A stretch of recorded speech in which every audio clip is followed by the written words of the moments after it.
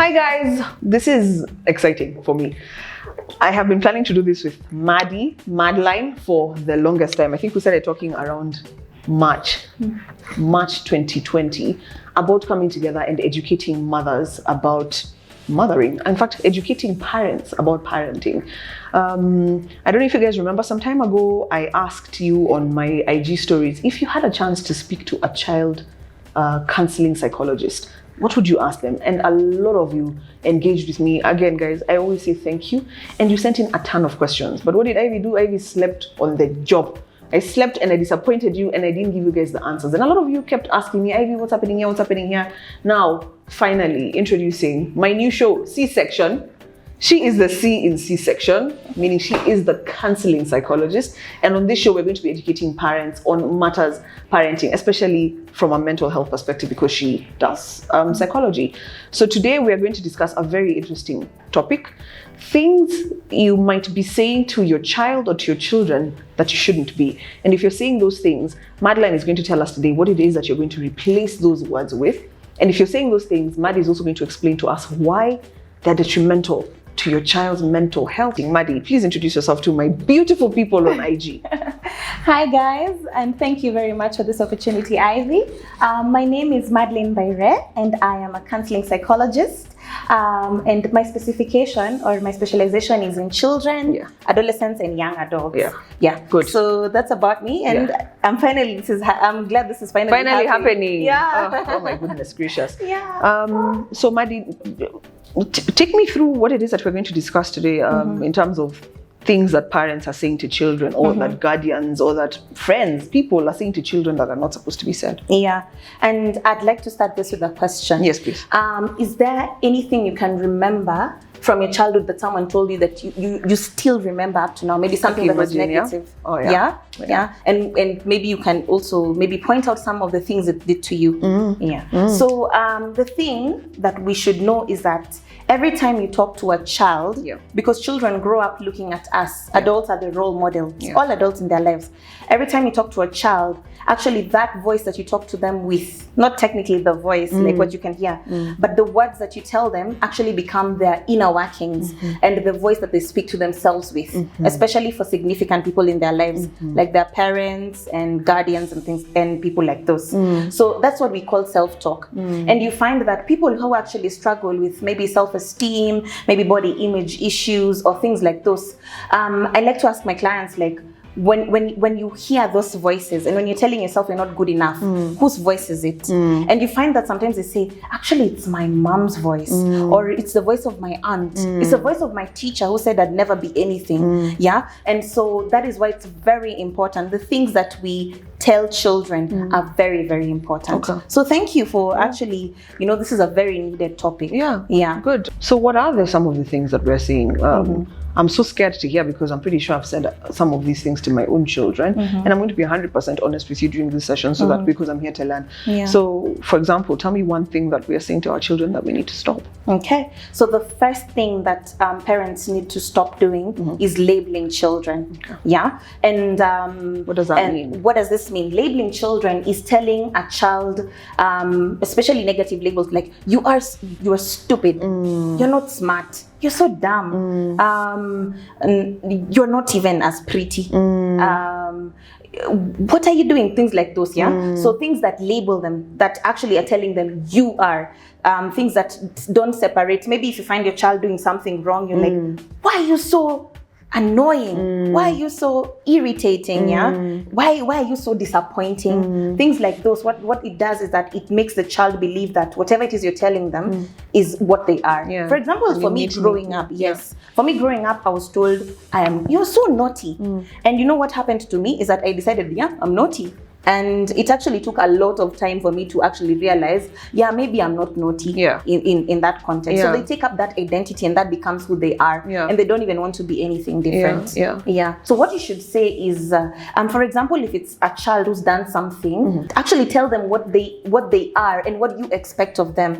Like, you are a good girl, but that is bad behavior. So tell them what they are and affirm them, but tell them maybe what it is that they're doing. Because most of the time we say these things out of anger when they've done something. It's normally very emotional. Yes, and then you regret it immediately after. Yeah. So tell them what they should be doing, and tell them actually what they are. You're amazing, and because you're amazing, this is bad behavior. Yes. So so I want you to be amazing and keep being good, and just stop maybe this bad behavior. So tell them what they are and what they should be doing instead. Because another thing, just to back that point, is that another thing that parents do is they tell them what you shouldn't be doing, but then tell them what they should be doing instead. Yes. So always tell them what they should do instead and what they are instead. So positive labels are good. Positive labels are not good. Positive labels are good. Yes. Positive labels are good because it helps form a positive inner self-talk. Yes. Okay. Excellent. I like this. I'm learning. I'm liking this. I'm learning. All right. But now that we're talking about positive labels, sometimes parents overdo it. So you need to be very keen to not also do statements that have too much praise. Okay. Like, is that another thing we should that think? That is another thing. Overpraising the child. Telling them you're the most beautiful girl. You know, it sounds good, right? Yes. You're the smartest. Oh my goodness. You're the most excellent. You are, giving them those standards of extreme. But it actually is toxic positivity. Oh my days. Because what that does to them is either one time they'll realize, what? There's someone smarter than me? Or another thing, research has been done into narcissism and people with an inflated sense of self, like grandiosity, people who feel they're the ones. And what has been observed is that they're the ones who, when they were younger, were told, they're the most and no one can be. So it's good to paint a real picture that, your child is amazing, but maybe they might not be the most amazing, which it's not a bad thing. It's okay if there's someone who's better than you. Doesn't mean that you're less. But does it mean that the child can't distinguish between, like if I tell them you're the most amazing person to me, is that good? Very good. Yes. Okay. Yes. So that way they know that in your eyes. Okay. Yes. Okay, but not just, hey, you are the most beautiful young child on earth. On earth. Okay, that's not so good. What if so what if they meet someone more beautiful? Then it makes them either question their whole identity or actually develop a very grand sense of themselves, and that is how some of the narcissists are created. Okay, so we avoid superlatives and overpraising our children. We praise them just enough, and we praise them when they've done something good. Is there anything else I'm missing about the praising part? About the praising, you just also don't take it away. No, don't make sure that you're not afraid to praise. So take every moment to praise them and affirm them, but make sure that it's not in grand ways that makes them feel like they are the only ones in the world. Because that can actually be counterproductive. Okay, noted. Yes. Maddie, point number 3. What else are we saying? Point number 3. Now, and this is actually something that I know from just observing you, that you've been very keen as a twin mom. And a parent of twins. Comparison. Yes. I knew what you were gonna say. You just said, man. Yes. Comparing statements. So please, parents should not use comparing statements.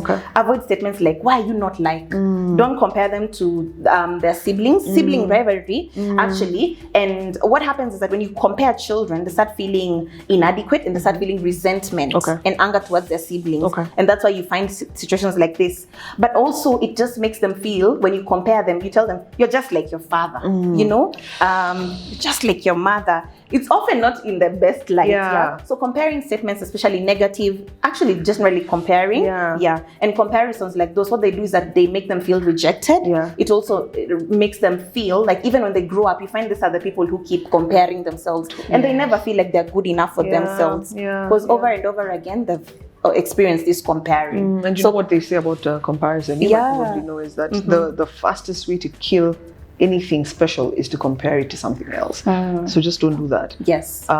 Is there anything like positive comparison? Like if I say you're just like my mom, like my little daughter type A reminds me so much of my mom, just the way she looks and the way she acts, and And it's positive. I'm like, you remind me so much of my mommy, darling. Yes. Like, is that okay? That is okay. Fine. Because that is a positive even role model in her life. Okay. Yes. Okay. Yeah. Or you wanna be, or you can be just as good as Michelle Obama. You know, there's positive comparisons. Okay. Yeah. All right. Yeah. There are positive comparisons that can build them. Yeah. And motivate them. But any comparison that is in negative light, then just don't do it. Okay. It will really damage that noted. child. Wow. Number 4. Number 4, and this one is also kind of like pretty common. Yeah. Statements that invalidate their feelings. Wow. And what are these? That's English, yeah. What are those? Invalidate, like make them feel like whatever they're feeling is too much. It's too Why much. are you being dramatic?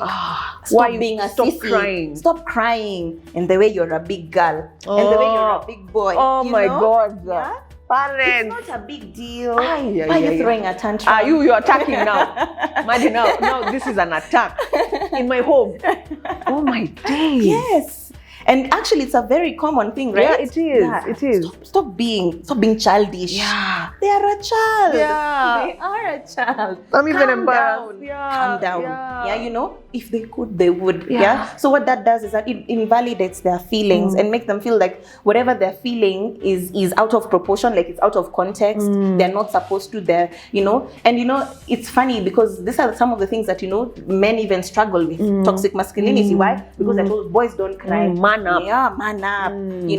Things that invalidate feelings end up being very negative for them. So validate them. Even if you see like a young boy, like a little boy, picking up a makeup brush or picking up a doll and saying those toys are for girls, is that an invalidation of a child's feelings? Yeah, to want to play with a doll, or is that something completely different and a topic for another day maybe? That might be a topic for another day. That might be a topic for another day. But yeah, it could invalidate even like it could just make them feel like that is wrong, right? Yeah. And definitely a topic for another day. Yeah. But please, what do we do instead? So my child is crying tantrum.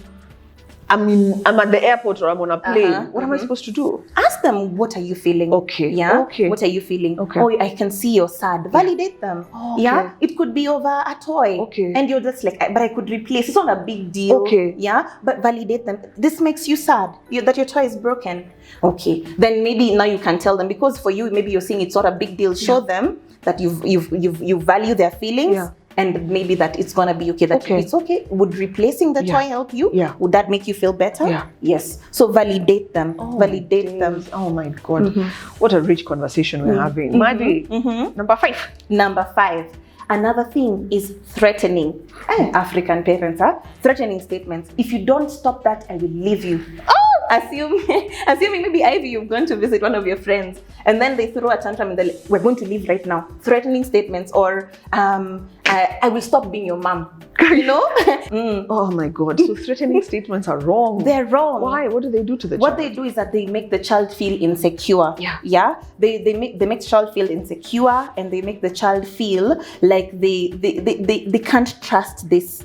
Like if you tell the child, they're not going to go to the beach, now they don't even respect you. Parents do that so that they can earn respect. Actually, it doesn't create respect. It actually creates a sense of fear in the child. So the child will do that so that not because they've learned their lesson, but just because they're afraid of the outcome. Because they're afraid of the outcome. Oh my goodness. How about, it's not positive threats, but how about, for example, telling them, if you finish your food, I'll give you a gift. That's positive reinforcement. Actually, instead of threats, that's something you can do. Okay. You can encourage them. Okay. And actually, you were saying that I will chop her. Yeah. You better chop her. You better chop her. Don't make it a threat. Okay. Okay. Yes. Okay. Because children will realize, they'll be like, teenagers even, they'll get to a point where they'll be like, that's what mom says. Yeah, kwanza teenagers. Yeah. Mom is like that. It's just noise. Yeah. So if you will chop her, you better do that. And we'll talk. Probably this is something chopping. No. Yeah. Chopping. And again, that's a topic for another day. Discipline. But okay, at least positive reinforcement, good. But also not all the time. Like for example, they are supposed to know that they're supposed to eat their food at a certain time. So if you keep promising them gifts and presents for something they're supposed to do anyway, that will be counterproductive. Okay. Hey, teacher. The last one? The last one. Hi. This is a nice topic. Statements. Where are you listening? So statements statements that make them feel like they're responsible for your feelings. For example, statements like, now you've made me mad. Look, you've embarrassed me. Oh man. It's no longer about the child. Why are you? Yes, it's about me. Or even that they're responsible of others. Why are you making your sister feel? Why are you? I might stop attacking. Oh my God. Yeah. So I've never told my kids, you're making me sad. You've made me sad. Like if they break my perfume or break my makeup, all things that have happened before, I'm like, you've made me sad. So that is wrong. They should know that doing something like that has made someone else sad. It should, but it should not be about you. Because sometimes, I mean, they should know that what their actions have consequences on other people. But most of the time, the context of this is when it's about you. Why are you embarrassing me? You know, in that maybe you've gone out with your parents and then your man's just like, why are you embarrassing me? It's not about them. So making them see how their behavior affects them and maybe other people without making them feel responsible over you. And responsibility statements can also be like also making children have responsibility when they're not here. You're the man of the house, you know? Act right. You're the man of the house. You're supposed to be taking care of things like those. Or like putting more what do I call it, responsibility on the eldest child. The eldest child, If mommy and daddy are not here, you're the one in charge. That's completely wrong. You're the one. So it makes them feel responsible. And you find it can also just make them, you know, feel like everything that happens they're at fault. So they don't even, you end up having a child who doesn't even allow people to take responsibility for their own actions. So make sure that they're responsible for their actions, but they also know when you're dealing with a child and you're angry and you feel like it will be about you, just deal with yourself. Calm down first and make them see what the consequence is to them and maybe to other people, but not because it's about you. So they don't feel responsibility about that. I like that. One of my mentors here on Instagram, Shriza, actually mentioned that when I was asking about disciplining, how do you discipline a 3-year-old child, which is the reason I met Maddie, which is what we're doing here. She said, sometimes you need to discipline yourself. Not everything requires discipline. Sometimes you look at yourself and see whether this thing is disciplining or not, or whether it's something who just needs to come down.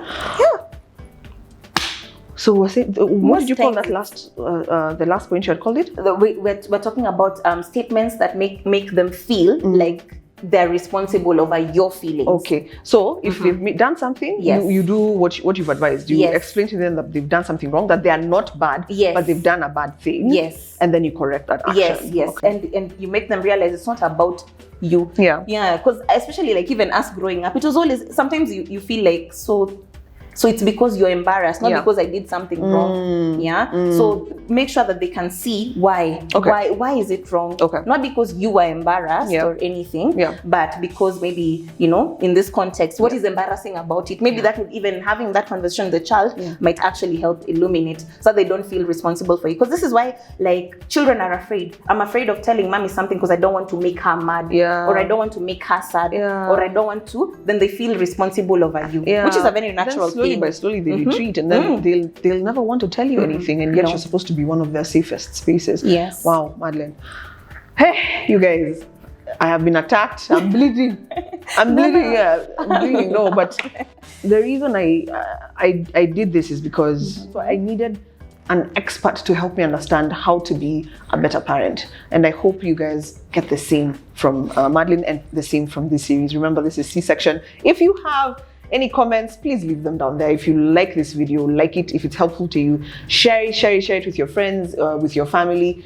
Tell me whatever you want me to discuss with Maddie, and I will bring her back here and we're going to discuss it. Maddie, this was absolutely perfect. I'm so glad we're doing this. Thank you very much, Ivy. Guys, thank you. Bye.